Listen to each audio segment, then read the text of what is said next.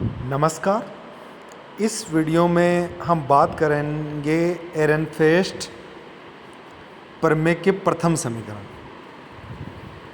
Ehrenfest प्रमेय का प्रथम समीकरण किस तरीके से निकालेंगे। तो प्रथम समीकरण क्या है उसकी बात कर लेते हैं।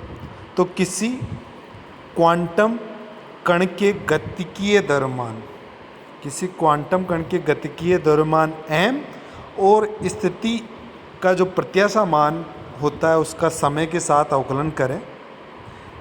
गतिकीय द्रव्यमान और स्थिति का जो प्रत्याशा मान है उसका समय के साथ अवकलन है, उन दोनों का गुणा करें तो उसका जो मान होता है वो संवेग के प्रत्याशा मान के बराबर होता है। ये प्रथम समीकरण कहलाता है एरेनफेस्ट का। इसे हमें मैथमेटिकली डिराइव करना होता है और ये जो क्वेश्चन है एग्ज़ाम्स में बार बार आता रहता है। तो इसको डिराइव करने से पहले हमें श्रोडिंगर की जो कालाश्रित समीकरण होती है उसका पता होना चाहिए, याद होनी चाहिए। इसकी बात हम अगले वीडियोज़ में करेंगे, लेकिन ये समीकरण हमें पता होनी चाहिए, कालाश्रित समीकरण श्रोडिंगर की। तो कालाश्रित समीकरण को हम ये जो इक्वेशन है उससे देते हैं। एच केप यहाँ पे जो संपूर्ण ऊर्जा होती है उसका संकारक होता है और ये किसके बराबर होता है, आयोटा एच का डेल बाई डेल टी के। सही है। उसके बाद में पी, ये संवेग का संकारक होता है और हमें पता है कि जो पी केप होता है वो बराबर होता है, यदि केवल एक्स डायरेक्शन में बात करें पी एक्स संकारक, तो ये होता है iota h cut minus sine साथ में डेल बाई डेल एक्स की। सही है। और यहाँ पे ये जो V है ये पोटेंशियल एनर्जी का संकारक होता है, तो V केप की जगह पे सिंपली हम V से रिप्लेस कर देते हैं। तो ये जो श्रोडिंगर समीकरण है वो हमें पता होनी चाहिए। अब पी एक्स का यहाँ पे स्क्वायर है, तो इसका यदि हम स्क्वायर करते हैं तो स्क्वायर में एच कट का square del square by del x square, साथ में ही आयोटा का स्क्वायर होगा। आयोटा का स्क्वायर यदि हम करते हैं तो आयोटा का जो स्क्वायर है वो क्या देता है, आयोटा का जो स्क्वायर है वो -1 देता है। इसलिए ये श्रोडिंगर समीकरण हमें मिलती है इस नीचे वाली कालाश्रित श्रोडिंगर समीकरण से। फिर यदि जो तरंग फलन है वो प्रसामान्यीकृत हो तो स्थिति का प्रत्याशा मान हम इस समीकरण से देते हैं। साई स्टार साई के बीच में स्थिति का जो संकारक है वो लगा देते हैं। स्थिति का संकारक एक्स केप किसके बराबर होता है, एक्स के, और इसका समाकलन कर देते हैं आयतन समान। अब हमें जो क्वेश्चन में चाहिए वो स्थिति का जो प्रत्याशा मान है उसका किसके साथ, समय के साथ अवकलन चाहिए। तो इस संपूर्ण समीकरण का अगले स्टेप में क्या कर देते हैं, समय के साथ अवकलन कर देते हैं।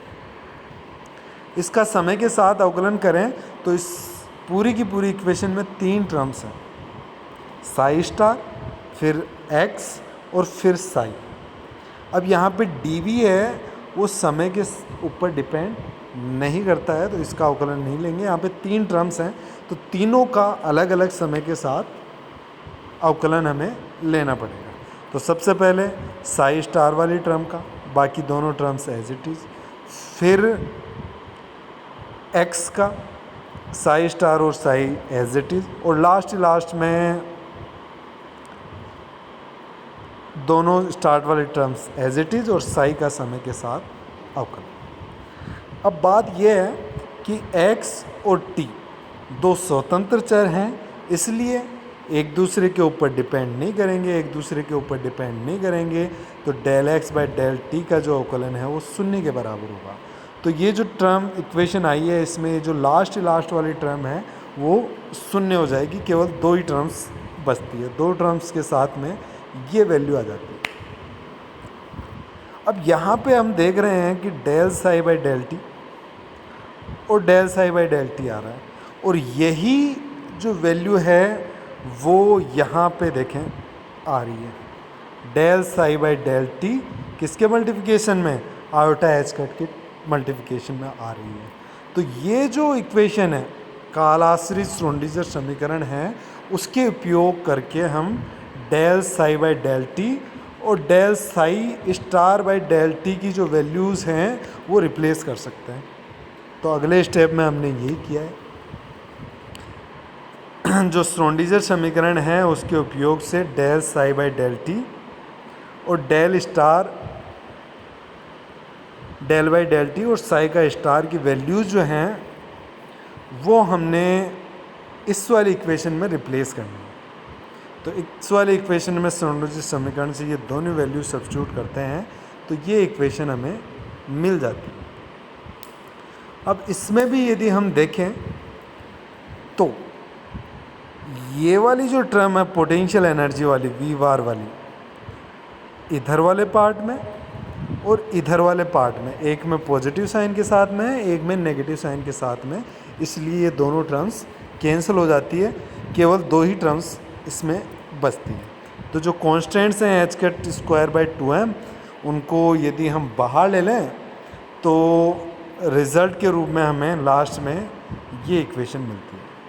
तो अभी तक हमने क्या किया है अभी तक हमने स्थिति का प्रत्याशा मान का समय के साथ अवकलन किया है और समय के साथ अवकलन करने के बाद में del psi by del T की जो वैल्यू है वो श्रोडिंगर समीकरण है, उसके उपयोग से वैल्यू सब्स्टिट्यूट करने पे ये रिज़ल्ट मिलता है। अब आगे के स्टेप में हमें इसको सोल्व करना है। तो इस इक्वेशन में जो सेकंड टर्म आ रही है, ये वाली सेकंड टर्म, इसको हम सर्वसम्मिका की हेल्प से, सहायता से सरल करेंगे और यहाँ पे केवल इस टर्म को सोल्व करने के लिए ही थोड़ी सी मेहनत करनी पड़ेगी और ये बहुत ही एक आसान सा क्वेश्चन हो जाएगा हमारे पास में। तो सर्वसम्मिका देखें क्या है। सर्वसम्मिका कि डेल ऑपरेटर का स्केलर प्रोडक्ट हो किसके साथ में, एक स्केलर फंक्शन और एक वेक्टर के साथ में। डेल ऑपरेट करवाएं हम किसके, एक स्केलर फंक्शन फाई और एक वेक्टर के ऊपर। तो ये रिज़ल्ट क्या देता है, ये रिज़ल्ट जो है वो देता है पहले डेल और फाई। ये डेल ऑपरेट होता है फाई के ऊपर, इसका डॉट प्रोडक्ट किसके साथ में, ए वेक्टर के साथ में, प्लस में अगली टर्म में फाई जो है वो बाहर आ जाता है और ये डेल ऑपरेटर सीधा ऑपरेट होता है ए वेक्टर के ऊपर विद डॉट सिंबल। तो ये एक सर्वसम्मिका है।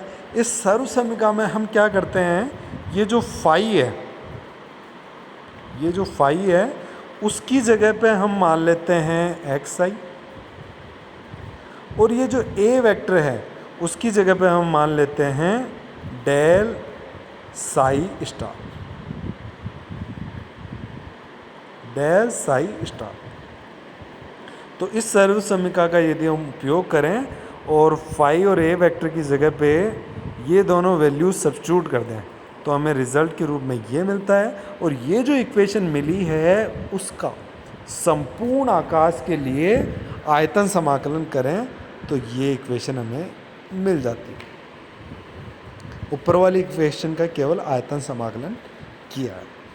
अब एक गॉस डाइवर्जेंस थ्योरम और होती है। गॉस डाइवर्जेंस थ्योरम मैं एक बार लिख के बता देता हूँ। गॉस डाइवर्जेंस थ्योरम जो है उसका स्टेटमेंट ये होता है कि डेल डॉट ए वेक्टर का हम क्या करें, वॉल्यूम इंटीग्रल करें तो ये बराबर होता है इस पूरे के पूरे वॉल्यूम को इंक्लूड करने वाले सरफेस इंटीग्रल ए डॉट में डी एस। तो गाउस की डाइवर्जेंस जो थ्योरम है वो वॉल्यूम इंटीग्रल को सरफेस इंटीग्रल में कन्वर्ट कर देती है। और यहाँ पे ये जो सरफेस इंटीग्रल होता है इसमें जो सरफेस होती है वो संपूर्ण आयतन को चारों तरफ से घेरने वाली सरफेस होती है।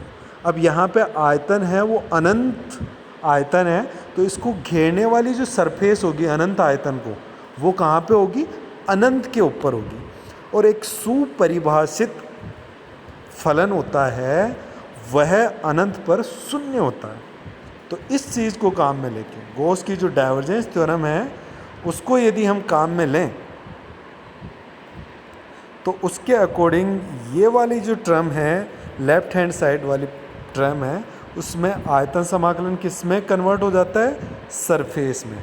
और सरफेस कहाँ पे होगी? अनंत पे। और अनंत पर जो तरंग फलन होता है उसका मान क्या होता है?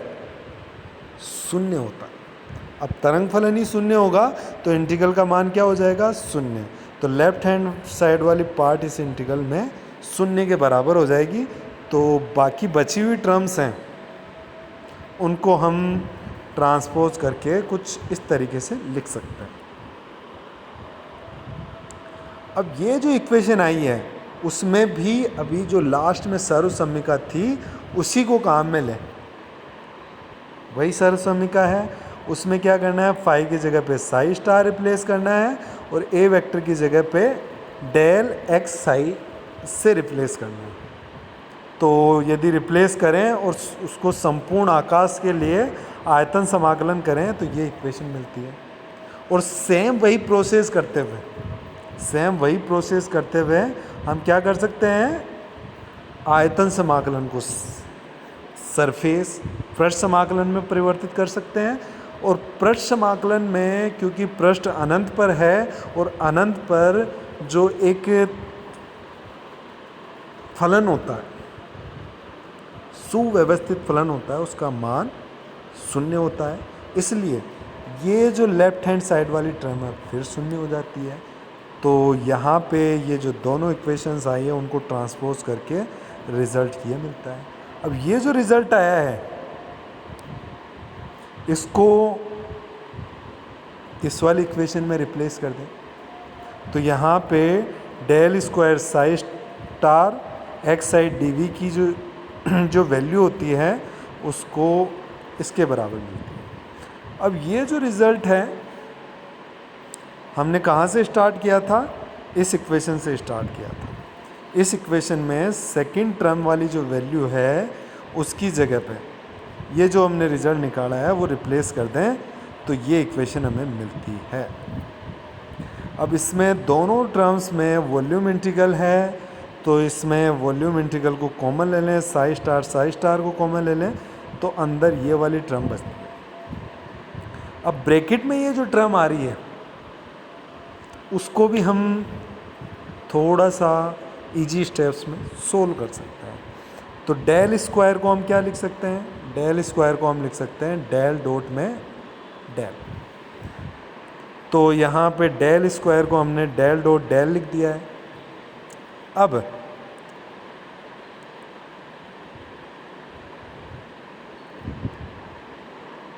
डेल एक्स साई जो है ग्रेडियंट जिसको हम बोलते हैं एक्स आई का, वो भी ओपन होने का एक तरीका होता है। तो डेल एक्स साई यदि है तो इसमें क्या होगा? एक बार एक्स बाहर, कांस्टेंट जो टर्म है डेल साई और प्लस में एक बार साई बाहर डेल एक्स। तो ये जो तरीका है उसको यूज़ में लें तो ये जो टर्म है वो कुछ इस तरीके से ओपन हो जाएगी। उसके बाद में अगले स्टेप में थोड़ा सा और चेंज करते हैं। अब थोड़ा सा और चेंज में क्या कर रहे हैं? ये जो पूरा का पूरा ऑपरेशन है इसको दोनों टर्म्स के लिए अलग अलग लिख देते हैं, ये अलग अलग टर्म्स में लिखने पर। अब ये जो ऊपर वाला तरीका था, ये जो मैंने बताया हुआ है, सॉरी डॉट वाला अभी जो पहले अपन ने लिखा था उसको काम में लें तो ये आगे वाली जो टर्म है, ये टर्म और ये टर्म भी खुलेगी। जो अभी मैंने बताया था कि डेल डॉट में x यदि a वेक्टर है तो इसको किस तरीके से ओपन करेंगे? एक बार डेल x डॉट में a वेक्टर और दूसरी बार में x बाहर और डेल डॉट में ए वेक्टर। इस तरीके से ओपन होती है। तो इन दोनों टर्म्स को ओपन करें तो ये कंप्लीट टर्म अपने को मिलती है। अब इसमें शुरुआत वाली ये दोनों टर्म्स कैंसिल हो जाती है। ये जो टर्म है इसमें डेल स्क्वायर एक्स है। अब डेल स्क्वायर का मतलब है del square by del x square आएगा, और इसका यदि हम पार्शियल डिफरेंशियल करें तो सीधी सी बात है, एक बार डिफरेंशियल करने पे 1 आएगा, और 2 बार यदि अपन डिफरेंशियल करेंगे तो क्या हो जाएगा 0। तो ये वाली जो टर्म है वो 0 हो जाती है। बाकी बची दोनों टर्म्स क्योंकि माइनस साइन के साथ हैं तो ऐड होके ये रिजल्ट आ जाता है। अब डेल ऑपरेटर अपने को पता होना चाहिए क्या है। तो डेल ऑपरेटर का हमें पता है कि डेल ऑपरेटर बराबर होता है I cap del by del X plus में J cap del by del Y और प्लस में K cap del by del Z. ये डेल ऑपरेटर होता है।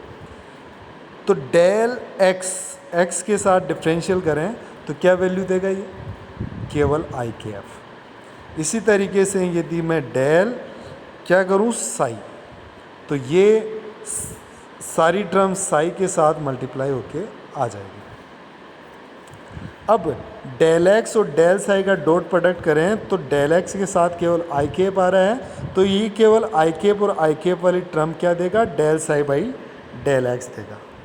तो यहाँ पे ये जो टर्म आ रही है del X dot del psi, उसकी value del psi by del X ही बचती है। ये जो पूरा का पूरा रिज़ल्ट आया है इसको इस इक्वेशन में सब्स्टिट्यूट करें तो साई स्टार माइनस में 2 del psi by del x, ये रिज़ल्ट आ जाता है। अब इसमें ये 2 से 2 कैंसिल हो जाएगा, ये 2 से 2 कैंसिल हो जाएगा, और ये जो आयोटा एच कट है उसको अंदर ले लें तो ये रिज़ल्ट आ जाता है। अब हमें पता है कि minus iota h cut by del x किसके बराबर होता है, ये संवेग के संकारक पी एक्स के बराबर होता है। तो अगले स्टेप में इसको संवेग के संकारक के बराबर रख दें तो ये किसके बराबर होगा, ये पूरी की पूरी टर्म किसके बराबर होगी, ये संवेग का जो एक्स दिशा में घटक होता है उसके प्रत्याशा मान के बराबर होगा। तो ये पी एक्स डिवाइड में एम, यही हमें प्रूव करना था। ये एहरनफेस्ट का प्रथम समीकरण कहलाता है, और ये क्वेश्चन है एग्ज़ाम्स में बार बार आता रहता है, तो इसे हमें ध्यान में रखना है। केवल याद रखने वाली चीज़ क्या है इसमें सबसे पहले हमें श्रोडिंगर समीकरण याद रखनी पड़ेगी। प्रत्याशा मान क्या होता है वो हमें ध्यान में होना चाहिए। इसके साथ ही 2 सर्वसमीकाएँ हैं भी हमें पता होनी चाहिए। तो ये बहुत ही मैथमेटिक्स के हिसाब से बहुत ही शानदार पॉइंट है, और 3-4 चीज़ों का हमें ध्यान भी रखना होगा। तो इसको बार बार प्रैक्टिस करेंगे तभी ये याद रह पाएगा। और सीधे हम यदि इसको पढ़ेंगे सुनेंगे तो उससे काम नहीं चलेगा, बार बार प्रैक्टिस करने पे ही ये हमारे ध्यान में रहेगा। तो वीडियो देखने के लिए धन्यवाद।